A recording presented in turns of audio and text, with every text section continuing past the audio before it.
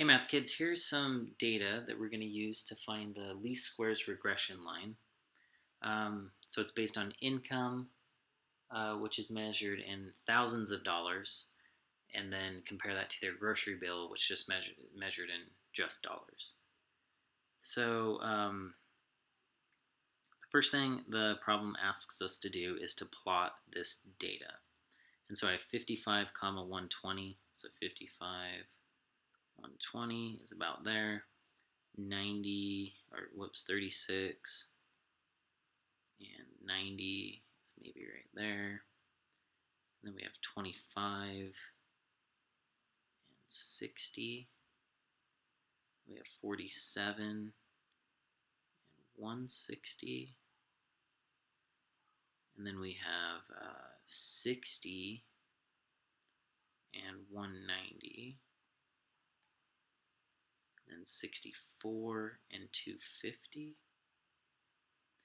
42 and 110. And then 50, 150. Okay, we can see that's positive, and they're grouped pretty close, so maybe we'll have a fairly linear outcome.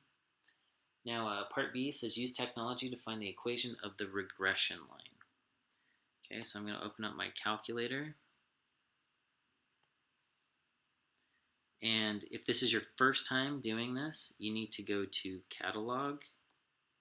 And then I'm going to hit, I'm just going to scroll down. So we want to do diag on, or diagnostics on. I can't remember exactly what it says. Diagnostic off, diagnostic on. So we do that. If you've already done this on your calculator, you don't need to do it every time. It will stay on. It's just my calculator resets every time. Now, we do that to find the R value. I actually can't remember if on this problem they want the R value, but I always do that anytime I do a regression line because it just helps me to know that. Now we need to make a list. Whoops, but we just hit stat. So just stat, don't hit second stat, just hit stat. Go to edit, and then if there's numbers already in there, you can delete them or just write over them.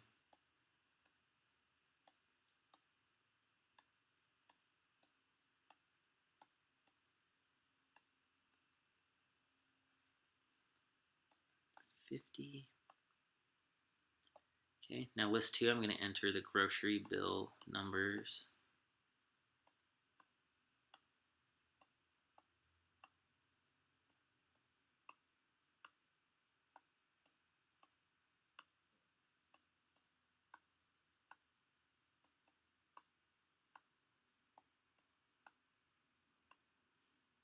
Okay, now what we want to do is we want to go back to stat. This time we want to go to calc. We want to go to linreg, which stands for linear regression line. Hit that. Now we need to tell it where to look. So we're going to say second L1. No, that's L4. Okay, let's try that again. So stat, calc, lin regression. Then we got L1, comma, L2. So it's telling it which list to look in for the x values, comma, y values. Hit enter, and it says y equals ax plus b. And so our slope is 4.18. So y.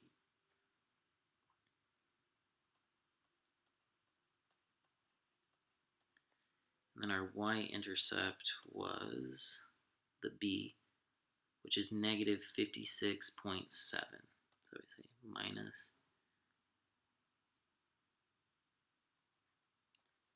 56.7. Okay, so part B asked us to do that. C says state and interpret the gradient of the regression line. So I kind of already did that. So the gradient or the slope is 4.18. And basically that means that for every $1,000, people tend to spend about $4 more on their grocery bill. So for every $1,000 you make a year, you spend $4 more on your weekly grocery bill. Okay? Part D says estimate the weekly grocery bill for a family with an annual income of $95,000. Okay? So all we need to do is plug in 95,000 to X, or just 95 because it's already measured in thousands. So we're going to do 4.18 times 95 minus 56.7. So we come over here, 4.18 times 95 minus 56.7. And so it's going to be about $340 for that situation.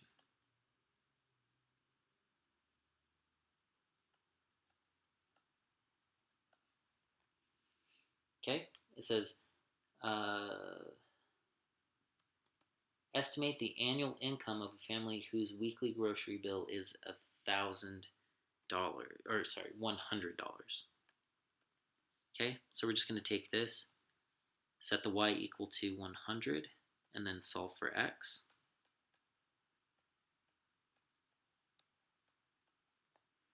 Okay, so we're going to add 56.7. So we get 156.7 is equal to 4.18x. Divide by 4.18. Go to my calculator. So we're going to say 156.7 divided by 4.18.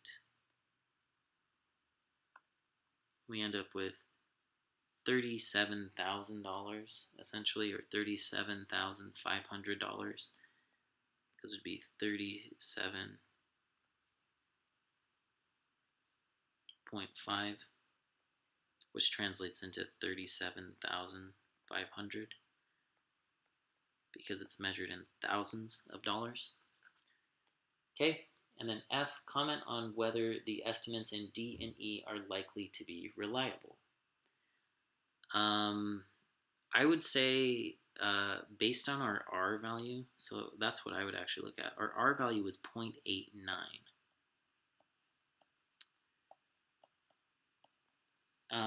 So since our R value was 0.89, and if we go back to page 456 and we look at 0.89, that says we have a strong positive correlation.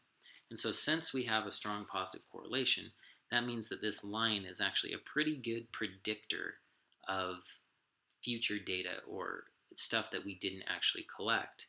And so I would say that those are both extremely reliable. If you need additional help, please come to Math Lab. Until then, calculator.